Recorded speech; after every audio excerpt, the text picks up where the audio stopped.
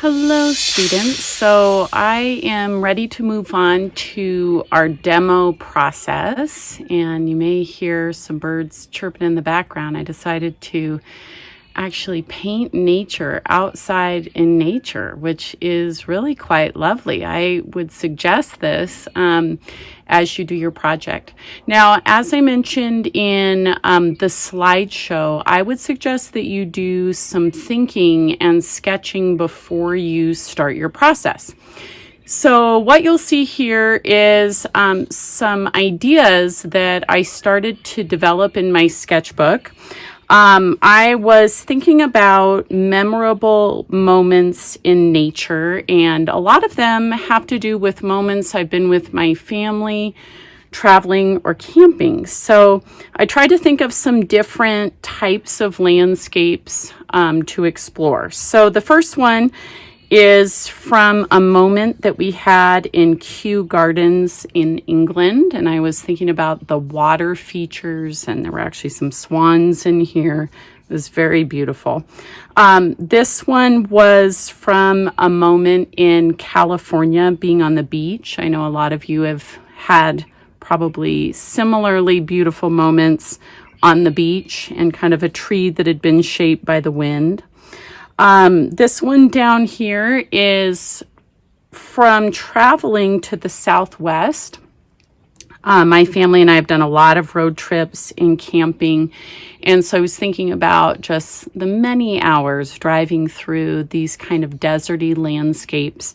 And then I did more of a compilation of different things that I think of from my backyard. So we have a big willow tree, and I was thinking about the willow branches. There's natural grass, there's flowers, kind of the hills, mountains, clouds, and then there's a pond and some water features. So as I looked these over, I decided to go with this southwestern landscape because it reminded me the most of time spent in really huge open spaces that seemed full of possibility.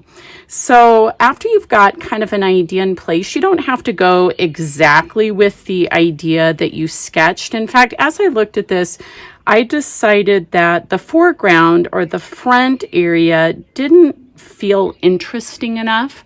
And so I decided to add some cacti there.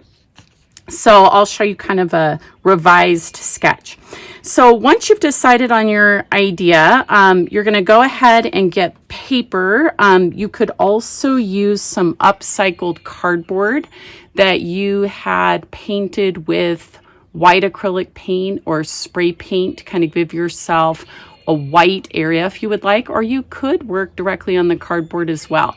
So you're going to need a circular object to trace, because we're kind of exploring this idea of creating a composition inside a circle. So I went ahead and just used the lid on a pot. So I traced that in pencil, lifted it off, and then I went ahead and did a pencil sketch with kind of a revised foreground to make it more interesting. So your next step is going to be to trace over your illustration with a marker. This could be a Sharpie. You could also use just a regular Crayola marker. That would be fine too.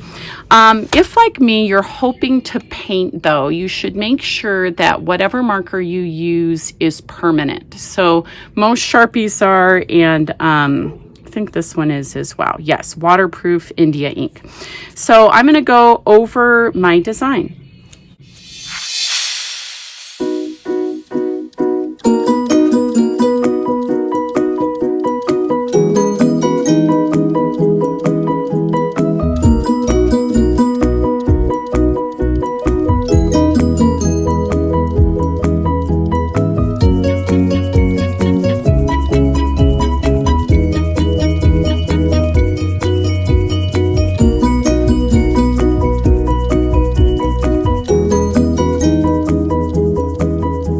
Now, after you have your illustration sketched, you're going to want to erase your pencil lines. Now you'll notice on this design that I tried to use some of our tricks that we learned about creating the illusion of space in a piece of art. And we did this with a lot of classes when we drew a pumpkin patch in the fall in our sketchbook. And so you'll notice that objects in the front appear larger in the foreground. In the middle, they appear smaller as you go back and smaller toward the back as well.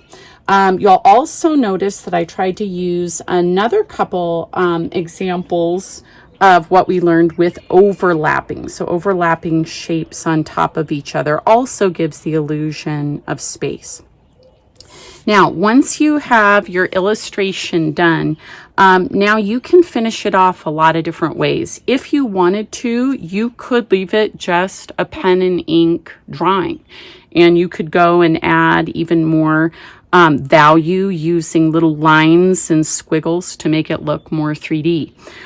You could also go ahead and color it with colored pencils, with pencils, with crayons, with oil pastels, with markers. What I'd like to do is to go ahead and paint mine with watercolor. So when you're using watercolor, a lot of times it creates more value or dimension if you layer on the watercolor. So I'm going to start by painting the lightest areas first and then layer on some darker colors as I go.